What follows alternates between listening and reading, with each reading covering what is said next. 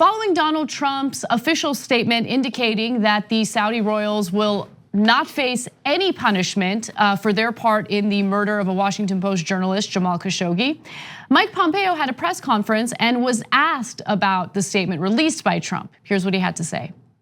The president said today, the United States will continue to have a relationship with the Kingdom of Saudi Arabia. They're an important partner of ours. By the way, this is a long, historic commitment and one that is absolutely vital to America's national security. We are determined to ensure that we continue to make sure that we take care of the American people in all of the strategic decisions we make. So does the America First agenda mean putting US business interests ahead of human rights concerns?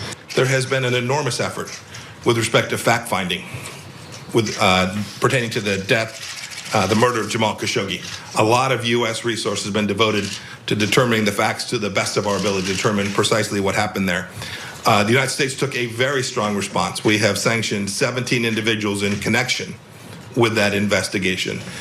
We are at the same time committed to making sure that we place America's national security interests and all the actions that take place in the context of doing the right thing to make sure that America continues to thrive and grow.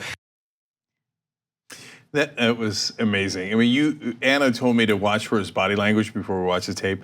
He literally did this like, hey. There's been a great effort in investigating. I mean, and then also at one point he just like nervously chuckled while he was reading the statement or saying whatever he was saying. I've never seen Pompeo that nervous. He looked uncomfortable. Yeah, and so understand what he knows and we know now through reporting, but is not officially acknowledged, which is that the CIA and other intelligence officials have told Pompeo and Trump, yeah, the Crown Prince did it. It was him who ordered it.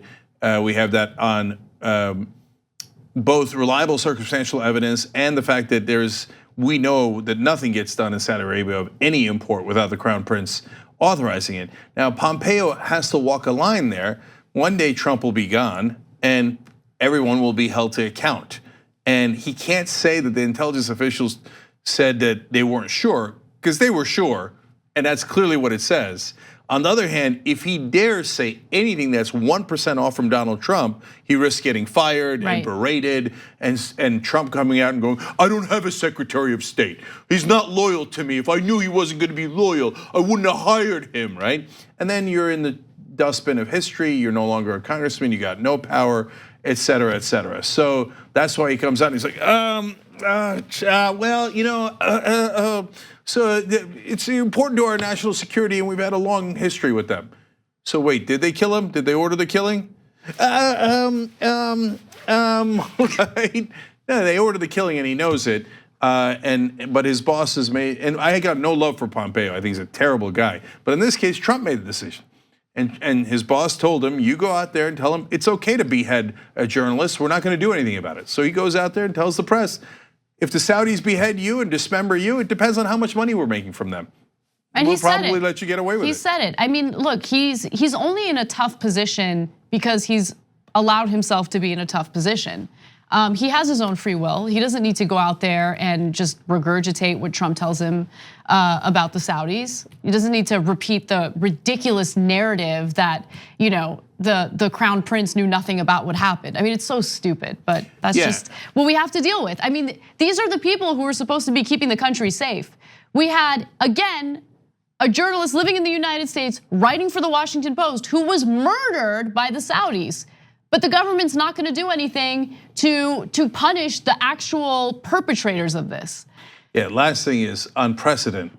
Now, if you're a journalist, man, if you walk into any embassy that pays Donald Trump a lot of money, or that he thinks, I don't know if you really believe this or not, pays our defense contractors a lot of money, or somehow makes money for the US. Again, I think it's mainly Trump's own personal financial interests. He got all those permits to do business in Saudi Arabia right before he was elected. That's not an accident. If he needs money later after he's president, which is very likely, who do you think he's gonna go to?